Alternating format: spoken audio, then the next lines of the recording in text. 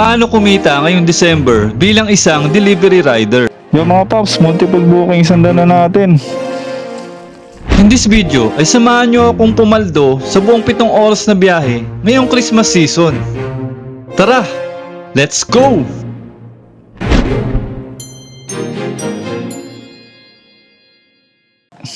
Yung mga paps, multiple booking sanda na natin. Ito, meron tayong papuntang Libis, papuntang Eastwood. Ito, ang maliit na box na to. Gift card daw to. Tapos ito naman papuntang Ugong Norte. Itong maliit lang na to na item. Tapos ito, papuntang ano naman to, Pasig. So regalo lang. Tapos itong medyo mahaba na box. Maganda lang naman siya. Papuntang Makati naman to. So multiple bookings tayo. Tatlong regular booking na cash. Tapos isang regular na credit. Okay, so larga muna tayo. Yo mga papsi, balik kalsada na naman tayo bilang isang delivery rider. So December na, holiday season na. Kumusta mga biyahe niyo mga papsi? Ano, pumapaldo ba? Malakas na naman ang kitaan ngayon. Panibagong araw, panibagong pag-asa at panibagong biyahe na naman natin bilang isang delivery rider. So pasundot-sundot na lang tayo ng biyahe kasi wala tayong personal account sa binabiyahe natin sa Lalamove. So update lang tayo konti dito sa Waymo. Actually ang status ng mga booking mga papsi ay ganun pa rin, wala pa rin masyadong pumapasok na booking. So may mga pailan-ilan sa mga area like San Juan, Manila, meron din QC, meron din Paranaque. May mga pailan-ilan pa rin naman na pumapasok, pero hindi siya ganun karami unlike sa ibang platform na talagang dagsa ng booking. Siyempre kung pailan-ilan lang yung booking, ilan lang din mga rider ang nakakaranas na makakuha ng booking sa Waymo. So sa ngayon mahirap pa rin na mag full time dito kay Waymo kasi hindi pa rin talaga ganun karami yung booking niya. So sa ngayon tamang pangsabay lang talaga muna kung may makuha dito na booking kay Waymo. Mahirap din masyadong mag-focus at magantay ng mga booking dito kay Waymo kasi halos wala talaga eh. May mga area lang talaga na napapasukan siya or kung saan may mga customer na nakikilala na yung Waymo, kung saan area lang. Unlike dun sa area ko, sa lugar ko, sa QC sa may Fairview, pag binuksan mo yung apps, wala talaga pumapasok na booking. So kailangan may alternate apps ka pa rin na ginagamit. Like sa Lalamove or sa Grab or MC Taxi, pwede rin. So sa ngayon, para makabiyahe pa rin ako, makalabas ako ng ganito paminsan, may ginagamit lang ako na account para kahit pa paano makapagsundot-sundot pa rin ang biyahe na ganito. So quick recap lang sa dala natin. So multiple booking ang dala natin. Apat ito na regular, tatlong cash, isang credit. So mag-drop tayo dito sa Eastwood ng isa. Tapos forward tayo dun sa unahan sa may Ugong Norte. So dalawang cash yun na i-drop natin. So pangatlo dun sa may Pasig tayo magda-drop, credit booking naman yun.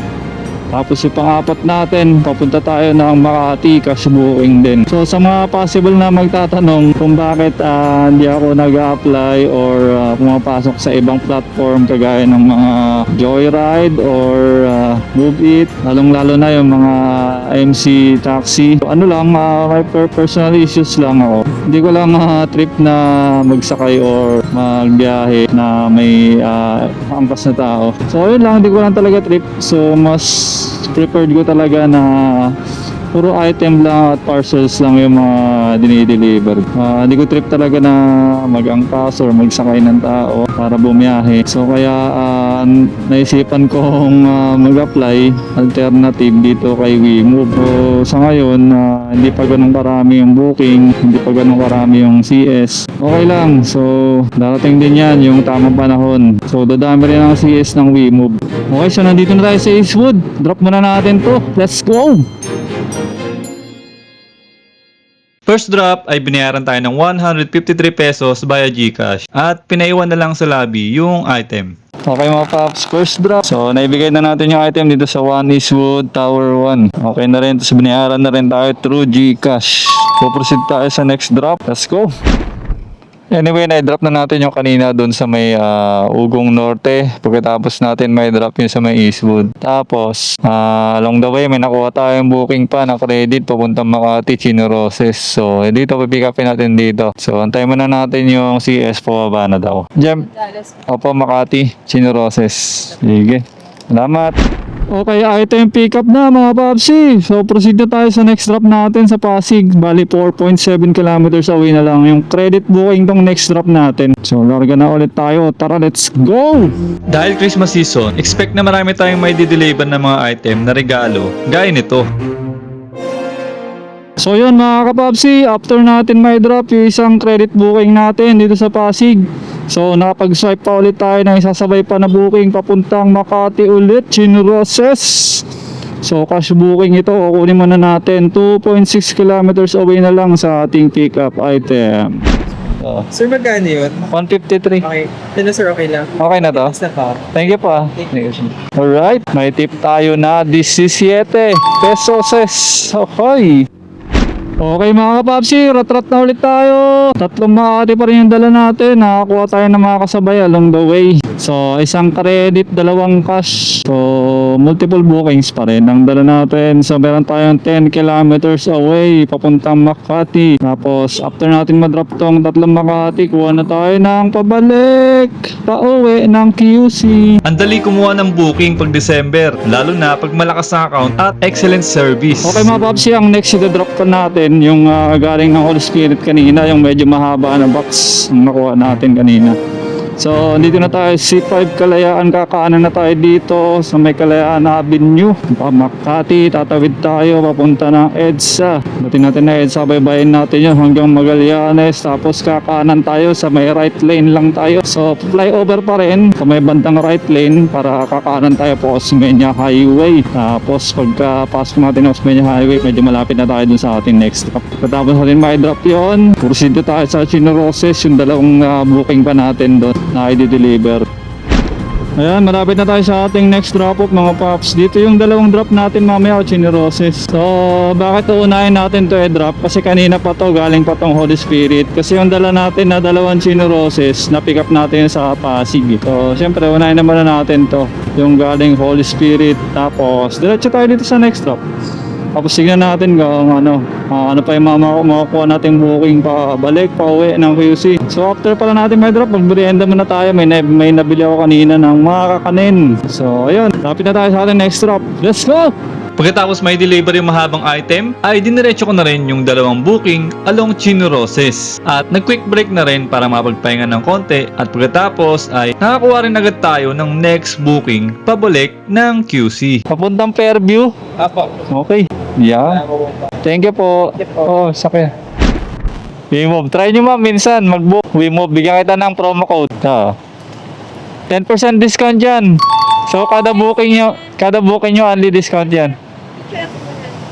Only discount po yan kada booking nyo. Download ko lang to. Lagay nyo lang yung promo code. Okay. Sige. Opo. Ito yung promo code. Opo. Sige. Thank you ma'am. Sige po. Sino magbabayad niyan dun na? Doon lang. Dapat may dagdag to oversize to Parang dagan mo lang, sir. Tawagan mo, sir. Kasi ganun din ginawa namin eh. Okay naman talaga gagawin dyan. Mag-add yan. Kaya mo. Kasi lang isa, nagpa-add siya. Pad talaga yan kasi oversize eh. Magandang hapon, lalamove po ito. Yes po kuya. Ano mo? Andito na po ako sa pickup. Concern ko lang kasi medyo oversize yung item pahaba. Okay lang, pad na lang kahit magkano po. Sige kuya, pero pwede din naman po ito. Pwede pala ito yan, boss. Baka malukot. Baka malukot daw eh, tatali na lang pahaba. Okay. Baka malukot, sir eh. Masira. Albert daw po. Sige po kuya. Okay daw po. Anong gagawin na? Okay na? Hindi pa nagbayad. Waiting daw po sila sa payment nyo. Sige po, send ko na po. Okay, salamat. Sige, bye-bye. Baka malukot. Okay, multiple bookings na naman tayo. 4 na naman dala natin. Meron tayong Commonwealth at sumaba oh.